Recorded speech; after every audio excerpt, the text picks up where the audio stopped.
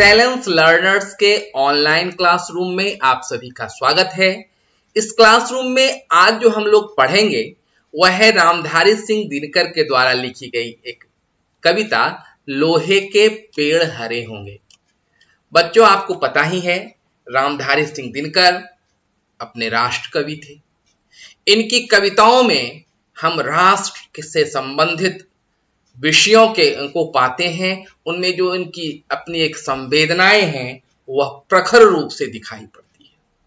यह जो कविता लिखी गई, इनकी एक पुस्तक है धूप और धुआं, जो 1947 से 1951 तक के बीच का जो यह कालखंड है।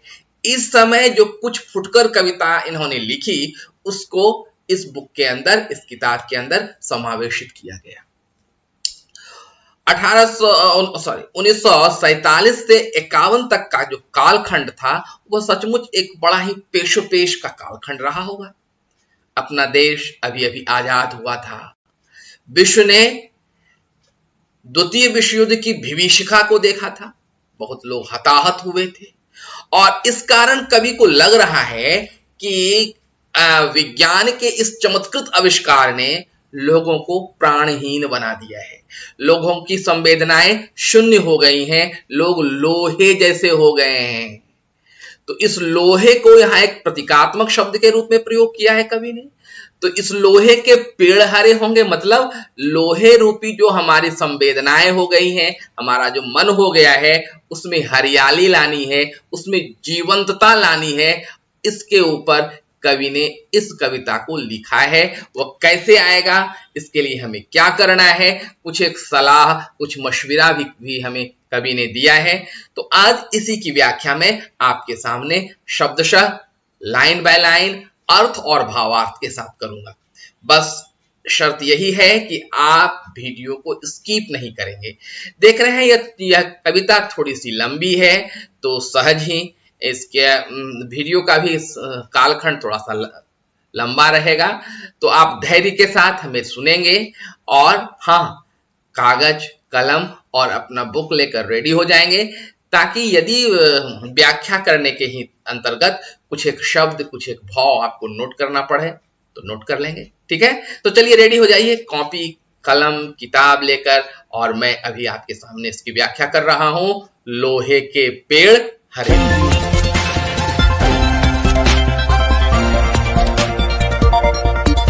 लोहे के पेड़ हरे होंगे, तू गान प्रेम का गाता चल। नम होगी यह मिट्टी जरूर, आंसू के कन बरसाता चल। सिसकियों और चित्कारों से जितना भी हो आकाश भरा, कंकालों का हो ढेर, खप्परों से चाही हो पटी धरा। आशा के स्वर का भार उनको लेकिन लेना ही होगा, जीवित सपनों के लिए मार्ग मुर्दों को देना ही होगा। यह है आपकी कविता का प्रथम कुछ एक पंक्तियां। लोहे के पेड़ हरे होंगे, मतलब जो व्यक्ति लोहा स्वरूप हो गया है, जिसके प्राण खत्म हो गए हैं, जिसकी संवेदनाएं शून्य हो गई हैं, वह भी हरा होगा। उसमें भी जीवंतता आएगी, वह भी संवेदनशील होंगे। क्या करना होगा? तू गान प्रेम का गाता चल। कभी हम संवेदनशील पुरुषों से कह रहे हैं कि भले ही लोग लोहे जैसे संवेदना विहीन हो चुके हैं, लेकिन हमें उन्हें नहीं देखना, अपना काम करते रहना है, अपने कर्तव्य पथ पर लगे रहना है और प्रेम का गीत गाते रहना है। प्रेम मतलब एक दूसरे को जोड़ने वाला। फिर आगे कह रहे हैं, नम होंगी यह मिट्टी जरूर। भले ही आज यह मिट्टी अपनी उर्वरता को खो चुकी है, इसमें कुछ नयापन दिखाई नहीं पड़ रहा, लेकिन कवि आशावान है। उसने अपनी आशा की डोरी को छोड़ा नहीं है। कवि कह रहे हैं यह मिट्टी नम होगी, बस शर्त क्या है? तो आंसू के कन बरसाता चल। आंसू यहाँ एक प्रतीकात्मक शब्द है जो कह रहा है आपका परिश्रम, साथ ही साथ आपका प्रेम, आपका लगाव। तुम लगाव प्रेम रूपी धागा को छोड़ मत। आंसू के कण से, तुम्हारे पसीनों की बूंदों से यह धरती फिर से उर्वरा हो उठेगी और फिर पेड़ जो लोहे के हो चुके हैं हरे हो जाएंगे। आगे आगे बढ़ा ही विविध स्वरूप का यहाँ पर आकलन किया है कवि ने, क्योंकि द्वितीय विश्व युद्ध के समय बहुत से जान माल की क्षति हुई थी। तो कवि कह रहे हैं सिसकियों और चित्कारों से। सिसकियां मतलब रोना, चित्कार मतलब चिल्लाना। तो रोदन और चित्कार से कवि कह रहे हैं हो सकता है पूरा आकाश भरा हो। कंकालों का ढेर, काल मतलब हड्डियों का ढेर, खप्परों से चाहे हो पटी धरा। खप्पर मतलब हो गया मुंड, खोपड़ी, हड्डी और खोपड़ी से आसमान और धरती पटी हो, लेकिन आशा का स्वर का भार पवन को लेकिन लेना ही होगा। लेकिन हमें हवाओं में आशा का दीप जलाए रखना होगा। आशा छोड़नी नहीं है। भले ही आज की परिस्थिति कभी कह रहा है विपरीत हो, भयानक हो, रुदन से भरा हो, चित्करित हो, लेकिन इसके बावजूद भी हमें आशा का स्वर छोड़ना नहीं है। जीवित सपनों के लिए मार्ग मुर्दों को देना ही होगा। रंगों के सातों घट उड़ेल, अंधियारी रंग जाएगी। उषा को सत्य बनाने को जावक नप्पर चितराता चल। फिर कवि कह रहे हैं जीवित सपनों के लिए, जो जीवित हैं उनके पास सपने हैं। सपने हैं तभी तो जीवित है। अगर सपने नहीं हैं तो जिंदा और मुर्दा में कोई अंतर नहीं। कवि कहते हैं जीवित हैं, सपने देखिए और मुर्दों को रास्ता दे दीजिए। मुर्दे मतलब जिन्हें हम जो हमारे लिए बीत चुका है, जो हमारे लिए भूत बन चुका है, उनके ऊपर सर नहीं फोड़ना, उनके लिए रुदन नहीं करना, उसकी बार बार आवृत्ति नहीं करना। उस बीते हुए क्षण को, जिसे कि इन्हें मुर्दा कहा है, उसे रास्ता दे दीजिए, उसे जाने दीजिए। उसका अब हमारे जीवन में कोई अस्तित्व नहीं है। सातों के रंगों के सात घट उठे उड़ेल। हमें पता है 7 रंग होता है इंद्रधनुष में। और कवि कह रहे हैं अभी क्या है, अंधियारी है। अंधियारी क्या करती है, इस सातों रंग को निगल जाती है। अंधेरे का रंग काला होता है, वहां कोई रंग दिखाई नहीं पड़ता। तो कवि कह रहा है भले ही अभी यह अंधियारी हो गई हो, लेकिन यह सातों रंग जो हैं, घड़ाओं से भरे हुए रंगों के जो सातों घड़े हैं, यह अंधियारी को निगल जाएगी। बस आपको क्या करना है, आशा को त्यागना नहीं है, आशा का स्वर संवरण करना है। आगे उषा को सत्य बनाने को जावक नभ पर छितराता चल। क्या सुंदर लाइन लिखा है। उषा क्या है भाई, अभी सूरज उगा नहीं है और सूरज की लालिमा दिखाई पड़ती है। उस ब्रह्म मुहूर्त को हम उषा कहते हैं। और आपने अनुभव किया होगा उषा काल में हमारा जो क्षितिज होता है, खास करके पूरब भाग, जहां से सूरज की आने की अभी अभी सूचना मिलती रहती है, वह लाल हो उठता है, एकदम रंगीन हो उठता है। तो क्या करना है, जावक नव पर चितराता चल। जावक मतलब माहवार, मेहंदी, मेहंदी का रंग क्या कर, नव मतलब आकाश पर तू चितराता चल, आकाश को रंगीन बनाता चल। एक न एक दिन उस रास्ते सूरज भी आएगा। ठीक है, तो यहां तक, यहां पर कवि ने वर्तमान विभीषिका से हमें परिचय कराया है, साथ ही साथ एक सलाह दी है, एक वस्तुतः आदेश दिया है कि आप अपनी आशा को नहीं त्यागेंगे। ठीक है, आगे देखते हैं स्थिति कितनी विषम है। आदर्शों से आदर्श भिड़े, प्रज्ञा प्रज्ञा पर टूट रही, प्रतिमा प्रतिमा से लड़ती है, धरती की किस्मत फूट रही। कितनी बड़ी विडंबनाएं है। आदर्श, आदर्श मतलब विशेष ज्ञान, नीति, सिद्धांत। एक सिद्धांत दूसरे सिद्धांत से भिड़ता है।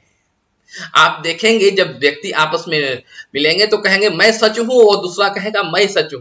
दो सच के बीच, दो आदर्शों के बीच क्या है, भिड़ंत है, टकराव है।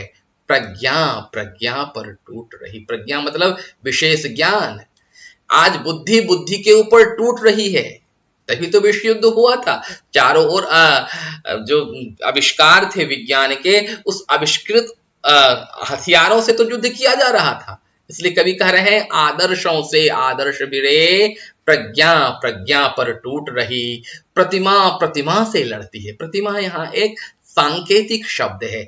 हम सभी ईश्वर के प्रतिमान हैं, ईश्वर की प्रतिमाएं हैं, और आज मनुष्य मनुष्य से रहा है, इसलिए कवि कह रहे हैं प्रतिमा प्रतिमा से लड़ती है। और इस लड़ाई में क्या होता है, धरती की किस्मत फूट रही। धरती जिसने हमें धारण किया है, यह जमीन, यह पृथ्वी, इसकी किस्मत फूट रही है। मरे कोई, लड़े कोई, लेकिन उसकी जो रक्त है वह धरती को ही रंजित करती है ना, इसलिए धरती की क्या हो रही है, किस्मत फूट रही है। आवर्तों का है विषम जाल, निरुपाय बुद्धि चकराती है। आवर्त मतलब आपने देखा होगा पानी में भंवर उठते हुए, गोल गोल सा भंवर उठता है, जी हाँ, ऐसा ही उसको कहते हैं आवर्त। तो आवर्त का विषम जाल, आवर्त में क्या होता है, घूम फिर के हम एक ही जगह पर आ जाते हैं। हमें गति तो रहती है, लेकिन वह भी गति एक ही जगह के लिए रहती है, और क्या होती है, जानलेवा होती है। आवर्त में पढ़कर जान जाने की संभावना बढ़ जाती है। इसलिए कभी कहते हैं आवर्त का क्या है, जाल बुना हुआ है, और बुद्धि क्या हो गई है, निरुपाय, जिसका कोई उपाय ना हो उसे क्या कहते हैं, निरुपाय। जी बिल्कुल सही कहा। तो बुद्धि क्या हो गई है, निरुपाय हो गई, और चक्कर आ रही है, गोल गोल घूमते घूमते चक्कर से आ रही है। क्यों, विज्ञान यान पर चढ़ी हुई सभ्यता डूबने जाती है। बड़ा ही दर्दीला लाइन लिखा है, इन्हें देखिए, विज्ञान का यान जा रहा है, लेकिन इस यान से क्या भेजा जा रहा था, बम बारूद और गोले। इसलिए कभी कह रहे हैं विज्ञान यान पर चढ़ी हुई सभ्यता डूबने जाती है। ऊंचाई तो हमने पा ली, लेकिन इस ऊंचाई ने हमारे सभ्यता को क्या कर दिया, डुबोने का रास्ता बना दिया। जब जब मस्तिष्क जयी होगा, संसार ज्ञान से चलता है, शीतलता की राह हृदय तो यह संवाद सुनाता चल। जब केवल मस्तिष्क जयी होगा, केवल मानसिक रूप से हम स्वस्थ रहेंगे और हमारा जो है संवेदनाएं शून्य हो जाएंगी, तब संसार में क्या होगा, युद्ध होगा। और अगर आप शीतलता मतलब शांति लाना चाहते हैं, तो हमें हृदय का राह पकड़ना होगा, मुझे हृदय की बात सुननी होगी, मस्तिष्क को एक समय के लिए थोड़ा सा गौन हो जाना होगा। कवि कहते हैं कि शीतलता मतलब शांति का राह हृदय से बनता है। यह संवाद सबको सुनाने का लक्ष्य है। यदि हम ऐसा कर पाए तो विभीषिका टल जाएगी।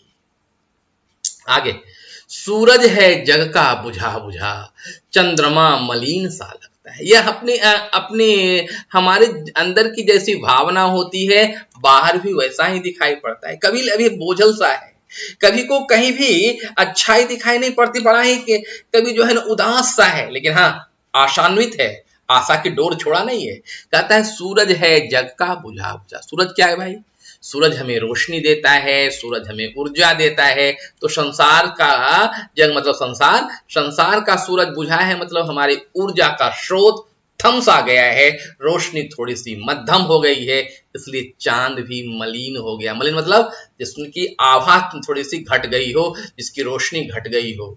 सबकी कोशिश बेकार हुई, सभी ने युद्ध रोकने की कोशिश तो अवश्य की होगी, लेकिन वह कोशिश बेकार चली गई और युद्ध ठना, युद्ध हुआ। आलोक न इनका जगता है। आलोक मतलब ज्ञान, यहाँ पर आलोक मतलब होता है प्रकाश, किंतु यहाँ पर कवि ने ज्ञान से इसका संबंध किया है कि कोशिश तो लोगों ने की, वह कोशिश बेकार हो गई और अंदर का ज्ञान किसी का जगा नहीं। इस मलिन ग्रहों के प्राणों में कोई नवीन आभा भर दे। कभी कह रहे हैं कि जब पूरा का पूरा ग्रह नक्षत्र सब कोई क्या हो गए हैं, मलिन हो गए हैं, लेकिन हमें आशा नहीं छोड़नी है। कभी तो सृजनात्मक होता है, कभी एक नई सृष्टि करता है, कभी एक नया संसार बसाता है। इसलिए कहते हैं कोई नवीन आभा भर दे। कि इतनी विकट परिस्थिति है, चहुं ओर केवल क्रंदन और निराशा ही दिखाई पड़ रही है, लेकिन कवि आशा रूपी आभा से सबको भर देना चाहता है।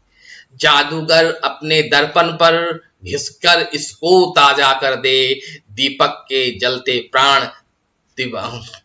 जादूगर अपने दर्पण पर, जादूगर किसे कह रहा है, वह व्यक्ति जो कि मनीषी है, जिसके पास क्षमता है, जो समाज में एक नया सृजन कर सकता है।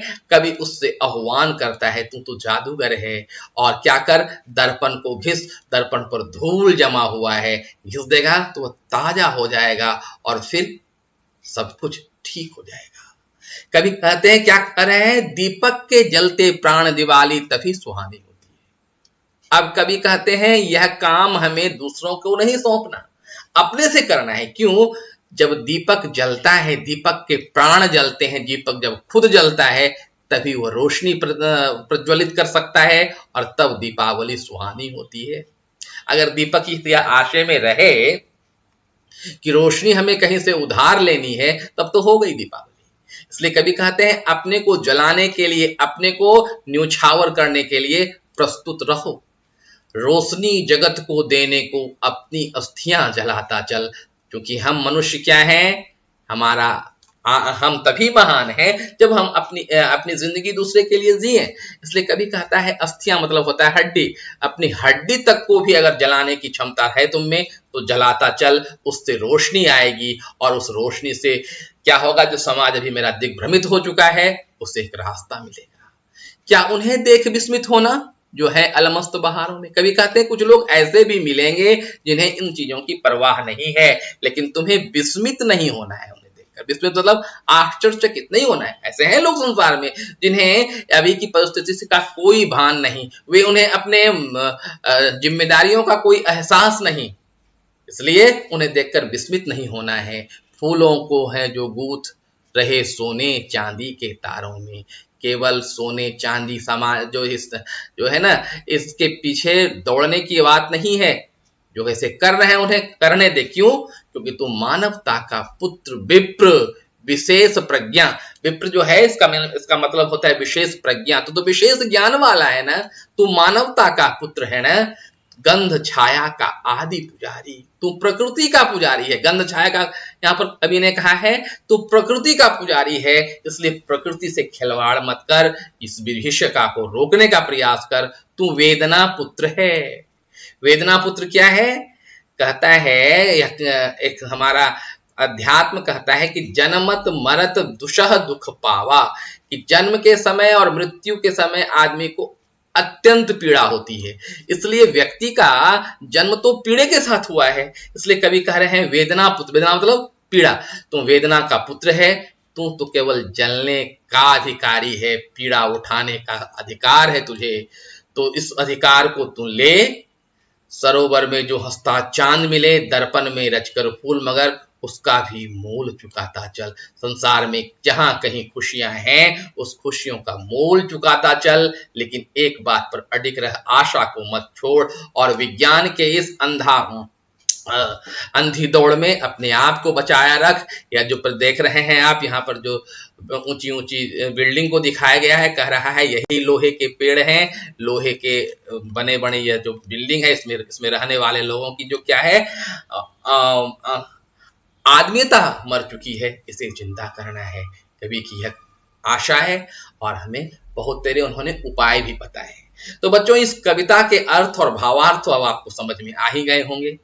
अब जाते जाते फिर आपको मैं याद करा दूं, यदि आप हमारे इस चैनल पर नए हैं और अब तक आपने हमारे इस चैनल को सब्सक्राइब नहीं किया है, तो अभी कभी इस चैनल को सब्सक्राइब कर लेंगे, क्योंकि मैं यहाँ से हर एक दिन आपके लिए कुछ न कुछ पाठ्यक्रम लेकर आता ही हूँ।